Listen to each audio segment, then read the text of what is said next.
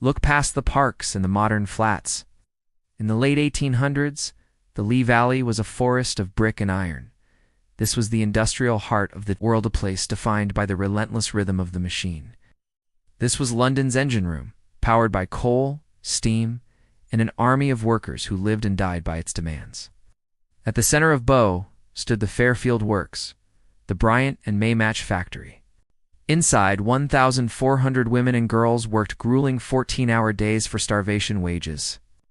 They were the lifeblood of the city, producing the tiny sparks that lit London's homes and streets. But they lived under a constant shadow of fear, not just of the bosses, but of the very air they breathed and the materials they handled. The white phosphorus used in the matches was a silent, horrifying killer. It caused a condition known as phocy jaw. It began with toothaches, but soon their gums would swell, and their jawbones would literally begin to rot away, emitting a foul discharge. It was said that in the darkness their faces would glow with a ghostly greenish-white light. The treatment was brutal. Surgical removal of the jawbone. If they complained about the pain or the conditions, they were fined. If they were late, they were fined. If a box of matches was dropped, they were fined.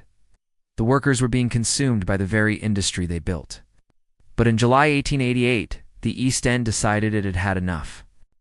After one woman was unjustly fired, 1,400 match girls dropped their tools and walked out of the factory gates. They were dismissed as uneducated and unskilled. They had no union to protect them and no right to vote. But they had a voice. And their story of white slavery in London reached the ears of Parliament and the pages of the press.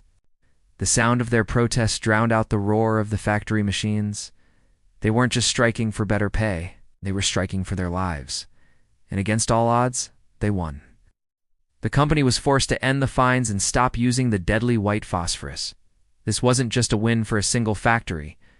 It was the spark that lit a fire. This victory in Bow proved that the so-called unskilled and powerless could organize and win. It paved the way for the rise of new unionism and inspired the suffragettes in their fight for the vote. It helped forge the modern workers' rights we have today. The next time you see a light, remember the girls from the Lee Valley who fought to keep their own from going out?